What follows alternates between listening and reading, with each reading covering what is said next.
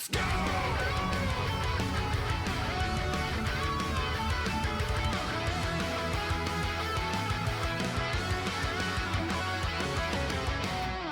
Guess we should just get into the meat and bones of today's topic and conversation. Biggest media news and info that has happened over the past potential year. One of the largest corporate buyouts we have witnessed. One of the largest corporate buyouts we've witnessed since the Microsoft Activision Blizzard merger. And that hasn't necessarily gone very well. WB and Netflix. Why is Max talking about this? Usually Max is a distinguished expert in the field of conglomerate economics, as well as multimedia landscape, you know? That's just what I do. Actually, I don't want to really get into any of that bullshit. We're going to discuss a few things of what it affects, but we're going to talk about how this affects fighting games, because ultimately that's what I give a shit about. And the ways that this can directly F over potential amount of future fighting games is relatively high. It's pretty freaking high, dude. Yeah, let's just get into the meat and bones of the situation. Let's read it from Big Daddy Netflix itself. I hate movie theaters. Netflix itself. Netflix, Warner Brothers Discovery. Well, that was a good merger. That worked out very well for WB, did it not? That worked out very well. MK is about to have that Netflix money. Man, oh man, do I wish that was true. All right, so yeah, it's looking like Netflix and Warner Brothers announced they have entered into a definitive agreement under which Netflix will acquire Warner Brothers, including its film and television studios, HBO Max, and HBO. The funny thing is that WB Games, if I do Control F Games, we get no matches on that. So WB Games as a subsidiary of Warner Brothers Discovery is included in that. It's definitely there, but just to establish how important WB Games is in this merger, the extremely valuable WB Games multi-million-dollar earning subdivision of Warner Brothers Discovery. Oh man, yeah, that's going to be a huge part. And they don't even mention it. And they literally do not even mention video game stuff. Cool. Well, we're off to a good start. The cash and stock transaction valued at 227.75 share. There's a lot of words. The transaction expected to close. Previously announced separated. Blah, blah, blah, blah, blah. Brings together two pioneering entertainment businesses, combining Netflix's innovation, global reach, and best-in-class streaming service with Warner Brothers' century-long legacy of world-class storytelling, beloved franchises, Big Bang Theory. Damn. Dude, maybe young Sheldon can show up in Tekken. Sopranos, Game of Thrones, Wizard of Oz, yada, yada, yada. Many names, many things. Our mission has always been to entertain the world. I'm very sure that that's all true. This, I do not think is good news. Just speaking from a sense of, we have watched these happen in the past, my dude, and we have watched video game companies, especially, merge with other game companies. We've watched giant multimedia companies merge with other multimedia companies. What has it resulted in, chat? Has it given us way better entertainment as a result? Has it given us more convenient entertainment as a result? Has it shifted the prices of things as a result? No, everything's worse. Literally everything is worse. All you're doing is eliminating competition. More competition to be eliminated, more giant mergers to happen, more prices to go up, and everything is gonna get worse. If there's one thing that has definitely cemented the end shitification of the exchange of $50+ billion or more across the board in every single way, is that whatever you're getting is about to get worse, and it's about to cost more. And it's been a lovely thing to witness happen over and over and over and over and over again. The first big piece of news here is that this has not actually gone through yet. This needs to eventually get through a legal ramification that may or may not could pass through, which is possibly a good thing. Microsoft had to fight for, bro, how long was it? Microsoft had to fight for a year and a half in courts so that they could eventually get the legality figured out. Was it really 3 years? I don't know if it was it really 3 years? It was 2+ years. Yeah, it was a long time for them to actually go through with their agreement and exchange that much money on a global level. You can't just exchange that much money across the board. How many banks are involved and shit would just just be insane, man. So how does this affect video games? Number one, the biggest tip-off is that this whole thing is happening right here. This whole thing does not mention anything about your biggest video game for the most part. Pretty much your biggest game. And even if it was, it would be mentioned as a film franchise, right? Which would ultimately make a lot of sense, right? Why do I give a shit about this? Do they even know this shit exists? Right?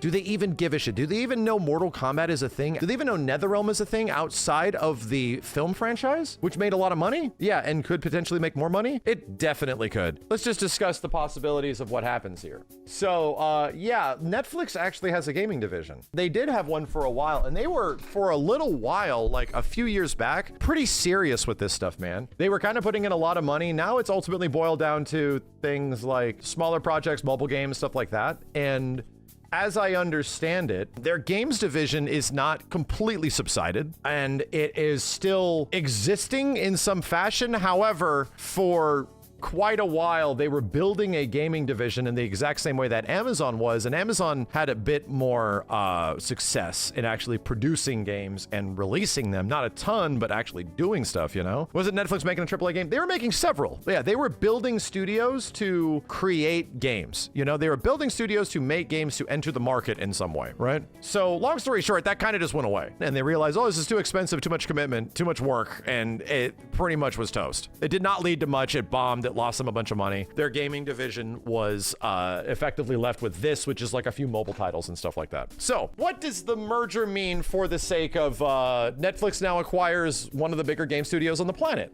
that has already gone through a lot of shakeups over the past, let's be honest, WB Games has not exactly had a very beneficial track record for the past few years. It's been kind of rough, man. So that being said, if you're absorbing a $80 million plus merger, and now that is going to involve a whole bunch of subsidiaries and divisions that may not have the over-under that matches what the new expectations of the new higher-ups are, then I have bad news.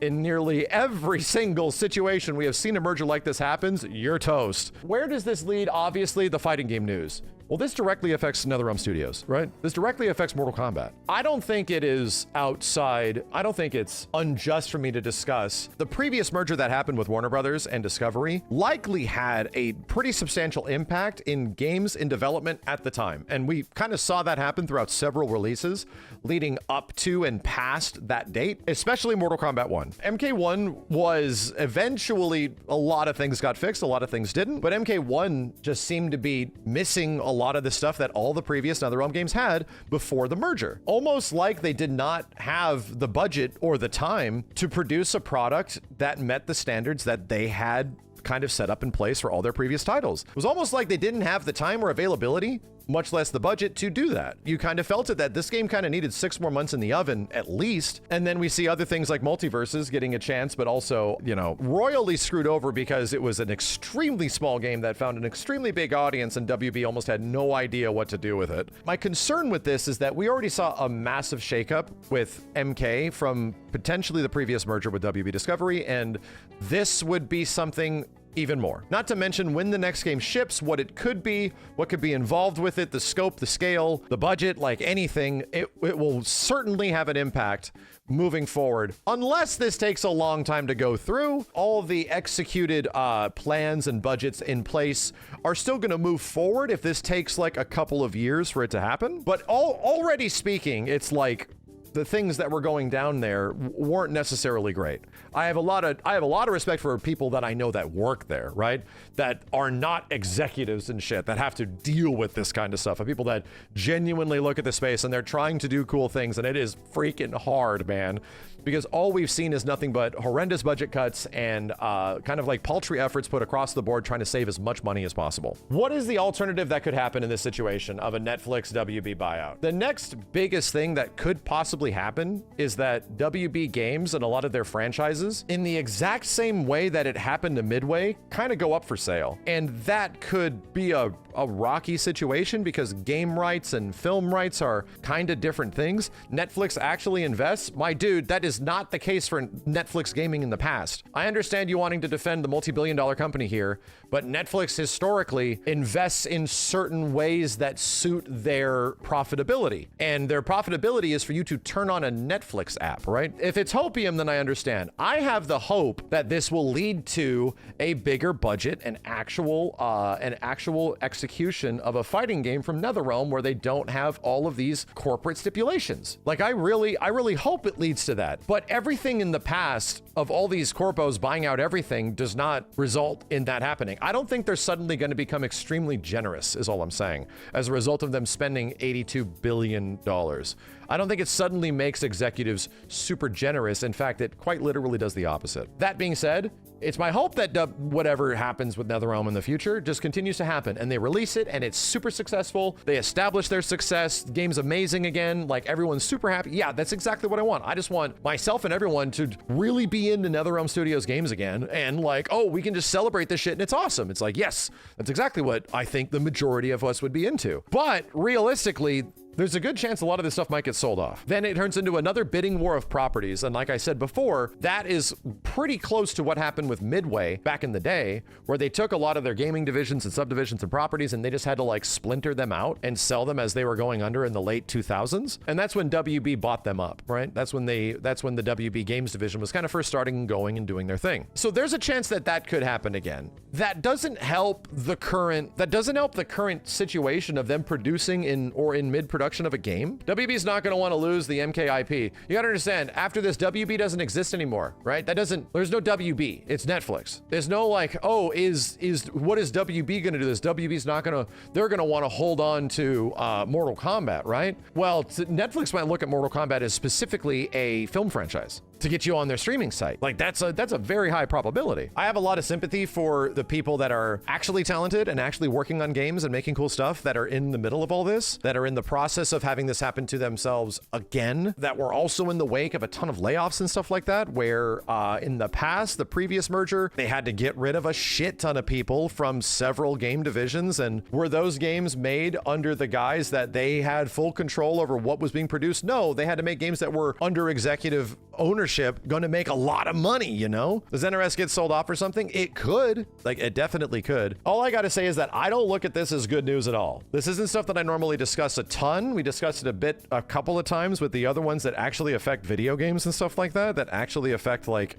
the making of games. There's a very good chance that the last time I saw this happen was with Microsoft, obviously, and when that took place, the probability of it getting a Killer Instinct game made in the past, in those years after it happened, probably went down to nearly nothing after the merger happened. That being said, yeah, I'm not particularly looking forward to where this could go in the future. I'll be tracking it. I'll be paying attention to it. We'll be talking about it. If they have something that happens down the line where they discussed a eventual like reveal of what the games division is going to be doing, what their plans are with them, if they're going to be reevaluating it, like any of that kind of stuff, then yeah, we'll pop back in here and talk about it. But I am explicitly concerned for the future of fighting game, them being made, because as much as like, yeah, I get it. A lot of the past previous NRS games haven't done it for me as much. MK1 did it the most for me outside of Mortal Kombat X, but I think the chance of them producing new things leaves on the table a chance of something that makes everybody happy. And we have seen that happen within their